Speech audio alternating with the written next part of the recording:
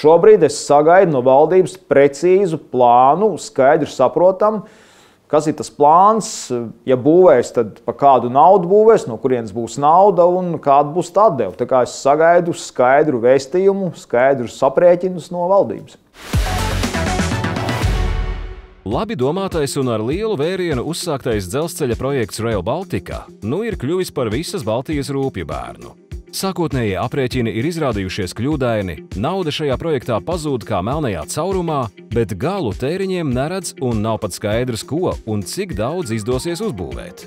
Politiķi kratās vaļā no atbildības par neveiksmēm, un tā vien liekas, ka beigu beigās neviena vainīgā nebūs, un arī netiksim pie skaidrības, kas ir darīts nepareizi. Tādēļ lielais jautājums – kas vainīgs Rail Baltica problēmās? Es domāju, ka šis jautājums ir jāsadala divās daļās.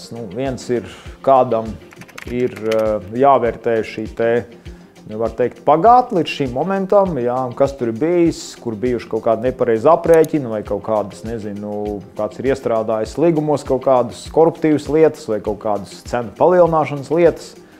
Bet šeit šobrīd sakot un runājot ar jums, to, ko es gribu no valdības, kā iedzīvotājs, kā pilsonis, kas tad ir šis te plāns, kas tiks darīts.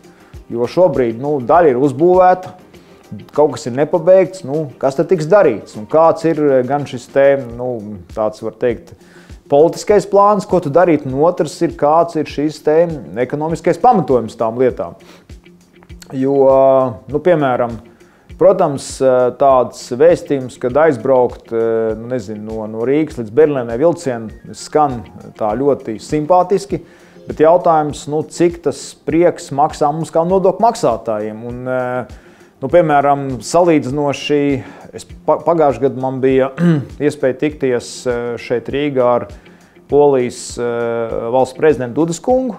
Un tādā nelielā diskusijā ar biznesa komunu, un te viņš teica, ka dažu gadu laikā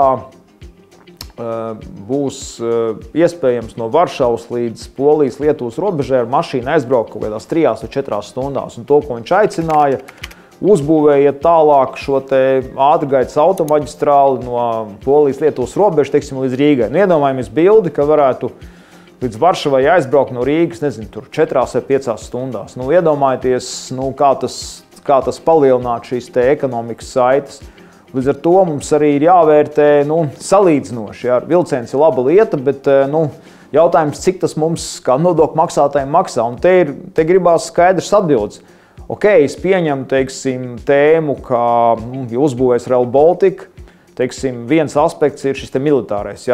Mums militārie cilvēki teikt, mums drošības aspektā vajag šo dzelzceļu.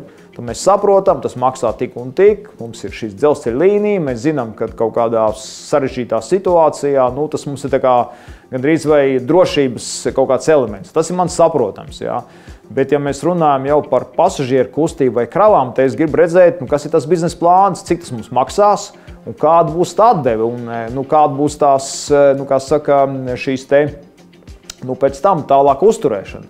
Un es gribētu arī redzēt salīdzinājumu. Ja man teiksim, jābrauc, ja es varu braukt ar mašīnu, vai 2 ģimenes var aizbraukt ar mašīnu no Rīgas līdz Varšavai, Berlīnai, un ja tur ir autobāns, tas ir kaut kādas stundas, var sarēķināt, cik tas maksā, un es gribu salīdzinoši saprast, cik mums tas maksās, mēs braucam vilcienu. Tā kā šobrīd es sagaidu no valdības precīzu plānu, skaidru saprotam, kas ir tas plāns, ja būvēs, tad pa kādu naudu būvēs, no kurienes būs nauda un kāda būs tā atdeva. Tā kā es sagaidu skaidru vēstījumu, skaidrus aprēķinus no valdības.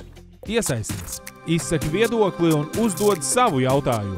Arī tavs jautājums var būt lielais jautājums.